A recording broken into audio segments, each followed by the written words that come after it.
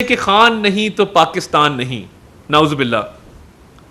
मैं पहले भी कह चुका कि पाकिस्तान ता क़यामत रहेगा इंशाअल्लाह ताला, और पाकिस्तान 27वीं रमज़ान की शब मार्ज़ वजूद में आया था। इस पाकिस्तान ने तरक्की करनी है, इस पाकिस्तान ने आगे बढ़ना है। और क्यों डिफ़ॉल्ट की ख्वाहिश की जाती है, क्यों IMF के मुआहदे को कैंसिल करने की ख्वाहिश की जाती है, क्यों GSP प्लस स्टेटस लेने की ख्वाहिश की जाती है, क्यों 9 मई जैसे फौज पे और शोहदा की फैमिलीज पे हमले करने की ख्वाहिश की जाती है, क्यों शोहदा के मुजस्मों को, जिनकी दुश्मन भी इज्जत करता है कैप्टन कर्नल शेर खान की, उन मुजस्मों को मसमार करके फख्र महसूस किया जाता है, क्यों 1971 का जिक्र करके अपने आप को शेख मुजीब से मिलाया जाता है। ये तमाम तर चीजें वो हैं जो कभी मरहूम हकीम सईद इसका जिक्र कर गए थे। कभी पढ़े हिस्ट्री, अपनी आपको पता लगेगा। बार बार ये इस ख्वाहिश का इजहार करना कि डिफॉल्ट हो जाए कि मैं इक़्तिदार में नहीं रहा तो खुदा ना खास्ता ये मुल्क भी फना हो जाए, ऐसा होगा नहीं आपके कहने से, क्योंकि आपका किया धरा कौम के सामने है। आप IMF की डील को सबोटाज करना हो और आप लेटर लिखें IMF को, IMF के बाहर मुजाहरे करवाएं, पाकिस्तान के GSP प्लस स्टेटस को नुकसान पहुंचाने की कोशिश करें और बार बार IMF को ये कहें कि पाकिस्तान के साथ ताउन ना किया जाए ताकि यहाँ पे महंगाई हो, यहाँ पे मौशी इस्तेकाम ना आ सके। आपकी कोशिशें सबके सामने, और आपने एक दफ़ा नहीं, आपने बार बार ये कोशिशें की कि किसी तरीके से कोई ना कोई आप सबोटाज कर जाएं सिस्टम को, आप सिस्टम को डीरेल कर जाएं। आपकी IMF वाली काविश कामयाब नहीं हुई, सबूत सबके सामने हैं। SIFC में बहुत अहम फैसला हुआ कि इन्वेस्टमेंट को और ट्रेड को फ़रोग देने के लिए, और देखिए जहाँ भी जा रहे हैं वज़ीर आज़म वो बात एक ही कर रहे हैं कि हम कशकोल तोड़ना चाहते हैं, हमें माली इमदाद नहीं चाहिए, हम तजारत को और सरमायाकारी को फ़रोग देना चाहते हैं। अब जब तजारत और सरमायाकारी की बात होती है तो SIFC एक whole of the government approach है, उसको बड़ी पजीराई मिल रही है। और जो हमारे दोस्त ममालिक हैं उनके इन्वेस्टर बहुत खुश हैं कि हमें वन विंडो ऑपरेशन मिला है, हमें जगह जगह नहीं जाना पड़ता, एक ही फोरम से हम अपने तमाम मामलात जो हैं वो हल कर लेते हैं। तो वज़ीर आज़म ने ये फ़ैसला किया है कि ये 7 डेस्क कायम होंगे। China desk, Qatar desk, UAE desk, सऊदीया desk, European Union desk, America desk और फार ईस्ट डेस्क। ये 7 डेस्क जो हैं वो SIFC के अंदर कायम किए गए हैं, जो खसूसी तौर पे उनकी तवज्जो मरकूज़ होगी पाकिस्तान में सरमायाकारी लाने पर और तजारत के हुजम को बढ़ाने पर। अब ये जो 7 डेस्क हैं जिसमें मैं दोहराए देता हूँ, China, UAE, Saudi Arabia, Qatar, उसके अलावा कुवैत को भी शामिल किया गया है, यूरोपियन यूनियन को शामिल किया गया है, अमेरिका को शामिल किया गया है और फार ईस्ट को शामिल किया गया है। तो इससे बड़ी मदद मिलेगी, सरमायाकारी को फ़रोग मिलेगा। और आप देखिए कि UAE की जो सरकारी प्रेस एजेंसी है उन्होंने $10 अरब मुख्तस करने की खबर रिलीज़ की। मुख्तस उन्होंने कहा कि हमने ये एलोकेट कर दिए हैं। सऊदीया के साथ भी जो $5 अरब के हवाले से इन्वेस्टमेंट की बातचीत चल रही है उसमें भी खासी पेशरफ्त है, और इंशाअल्लाह ताला जल्द आपको नज़र आएगा कि मुआहदे साइन होंगे और ये हतमी शक्ल इख्तियार करेंगे मुआहदे, और ये इन्वेस्टमेंट इंशाअल्लाह ताला पाकिस्तान आएगी। वज़ीर आज़म का चीन का दौरा भी अगले चंद दिनों में आने वाला है और ये बहुत अहमियत का हामिल है। CPEC के हवाले से मामलात को आगे बढ़ाना, चीन की जो सरमायाकारी है, चाइनीज़ सिक्योरिटी के हवाले से जो खदशात हैं उनको दूर करना, और इसकी मुकम्मल तैयारी की जा रही है, भरपूर तैयारी की जा रही है। IMF का जो यहाँ से वफ्द गया है वो बड़ी मुस्बत उन्होंने प्रेस रिलीज़ जारी की, उस पर मज़ीद बात करने की ज़रूरत नहीं, वो पॉजिटिव तरीके से उन्होंने प्रेस रिलीज़ जो है वो जारी करके यहाँ से गए हैं। तो मैं समझता हूँ कि आप अगर करंट अकाउंट डेफिसिट को देखें कि तजारती खसारा हमारा कम हुआ है, IT की एक्सपोर्ट्स में इजाफा हुआ है, महंगाई में जो है वो कमी वाक़ हुई है। आप अगर पिछले माह से कंपेयर करें, पिछले साल से कंपेयर करें, तो महंगाई का 17% पे आ जाना मैं समझता हूँ बहुत बड़ी अचीवमेंट है। और फॉरेन एक्सचेंज रिजर्व्स की अगर आप बात करें, ज़र मुबादला के जो ज़खायर हैं किसी ज़माने में 15 दिन का हमारे पास कवर होता था, अब हमारे पास 2 माह का कवर अवेलेबल है। तो ये भी एक मुस्बत पेशरफ्त है कि इकॉनमी टेक ऑफ कर रही है और अल्हम्दुलिल्लाह तमाम जो बैनुल-अक़वामी मालियाती जरीदे हैं, मालियाती इदारे हैं, वो इसकी निशानदही कर रहे हैं कि पाकिस्तान की इकॉनमी रिवाइवल की तरफ जा रही है। उसमें मैकेंजी जो टॉप कंसल्टेंट फर्म है उसको हायर किया गया है वज़ीर आज़म की खसूसी काविश के तहत FBR की डिजिटलाइजेशन के लिए, और उस पर भी जो है वो मेलिंडा गेट्स फाउंडेशन की फंडिंग शामिल है। तो PIA की जो प्राइवेटाइजेशन है तेज़ी से चल रही है। जो यूरोप और UK की PIA की फ़्लाइट्स थी वो इंशाल्लाह ताला जल्द रिज्यूम होने जा रही हैं। तो ये तमाम अच्छी खबरें हैं और मुस्बत खबरें हैं, और मैं समझता हूँ कि ये हमारी खुशकिस्मती है कि अल्हम्दुलिल्लाह इतने कम अरसे में ये मामलात इतनी तेज़ी से आगे बढ़े हैं। अब मैं उस तरफ आना चाहता हूँ कि जो मुल्क दुश्मन कुव्वतें इस वक्त सरगर्म हैं, और देखिए ये कोई रॉकेट साइंस नहीं है ये पता करने के लिए कि आज की 2024 की सिचुएशन को 1971 से किस तरह मिलाया जा रहा है, कौन मिला रहा है, उनका एजेंडा क्या है, बिल्कुल क्लियर है। ये वो लोग हैं जो कहते हैं कि खान नहीं तो पाकिस्तान नहीं, नाउज़ुबिल्लाह। मैं पहले भी कह चुका कि पाकिस्तान ता क़यामत रहेगा इंशाअल्लाह ताला, और पाकिस्तान 27वीं रमज़ान की शब मार्ज़े वजूद में आया था। इस पाकिस्तान ने तरक्की करनी है, इस पाकिस्तान ने आगे बढ़ना है, इस पाकिस्तान ने अक़वाम आलम में अपना मकाम बनाना है। तो ये आपकी जो 4-5 पोस्टें आप कर देते हैं 1971 और अपने आप को शेख मुजीब से मिला देते हैं, इसका मकसद क्या है? इसका मकसद वही है जो हमेशा होता है, और ये इनके मुंह से निकला था। आपको याद होगा कि बानी चेयरमैन PTI ने जब एक जगह अपने ख्यालात का इजहार किया तो उन्होंने कहा कि मैं ना रहा तो ये पाकिस्तान खुदा ना खास्ता ये टूट जाएगा। यानी आप अपनी सियासी बका को पाकिस्तान की सालमियत से लिंक करते हैं, आप अपने सियासी मफादात, छोटे छोटे सियासी मफादात की खातिर पाकिस्तान के मफादात को दाव पर लगाते हैं।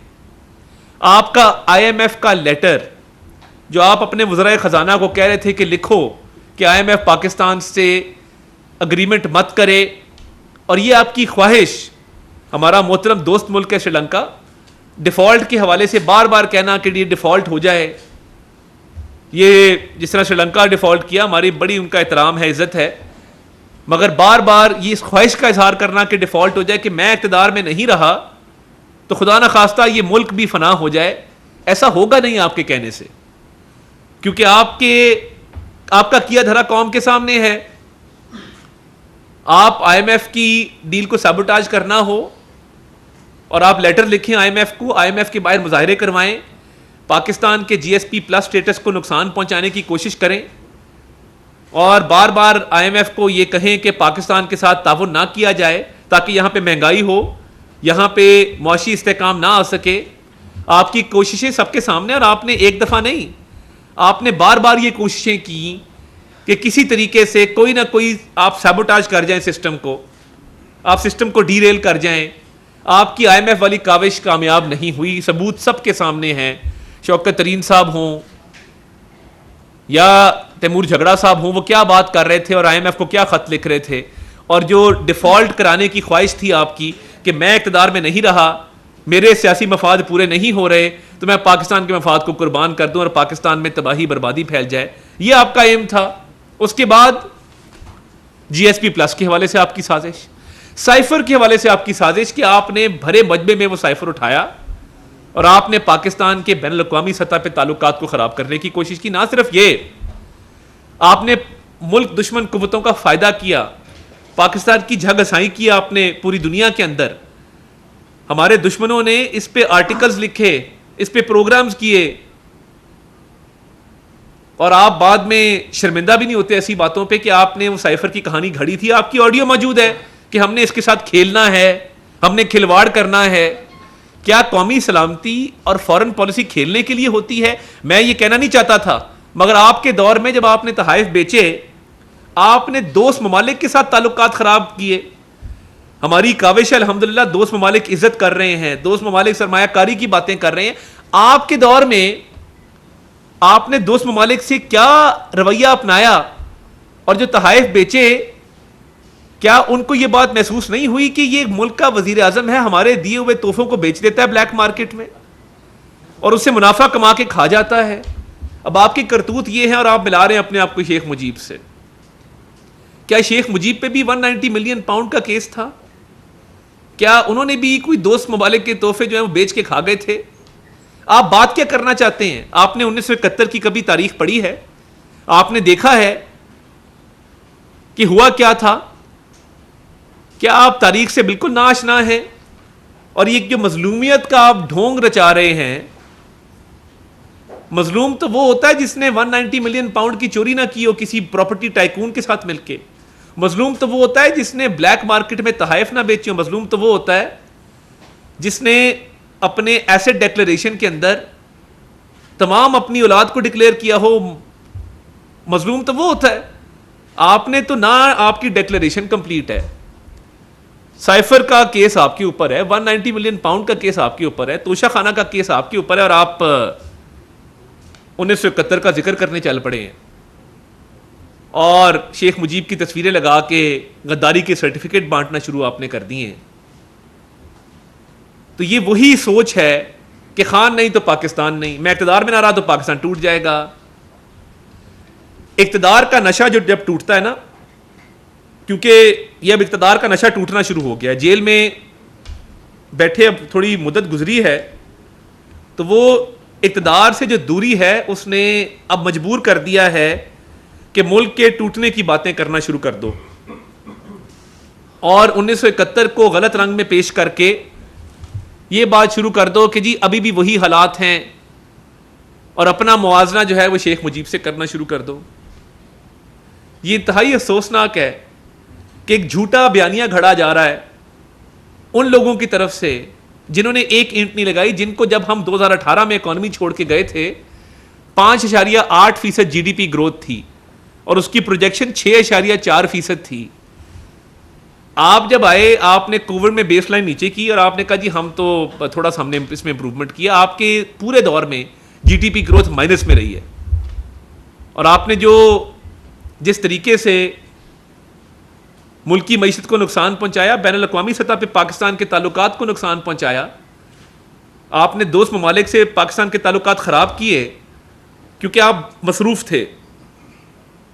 आप मसरूफ़ थे घड़ियाँ इकट्ठी करने में, अंगूठियाँ इकट्ठी करने में, फ़ाइलों को पहिए लगाने में, अलकादे ट्रस्ट बनाने में, मालो दौलत इकट्ठा करने में, साइफर का खिलवाड़ करने में, साइफर से खेलने में। इद्दत वाला केस हमने तो नहीं किया, खबर मानिका साहब ने किया है। क्यों किया है? आप ये सारी चीज़ें कर रहे थे मगर मुल्क की ताल्लुकात जो बैनुल अक़वामी सतह पे उसकी आपको परवाह नहीं थी। आप ये सारी चीज़ें कर रहे थे मगर आपको मुल्क की मईशत की परवाह नहीं थी। आज आप मुल्क के टूटने की बातें करते हैं कि मैं मजलूम हूं, तो ये मजलूमियत कहने से नहीं होती है। और आप जिस तरीके से इस मुल्क की बुनियादों को खोखला करना चाहते हैं, ये होने नहीं देंगे इंशाअल्लाह ताला।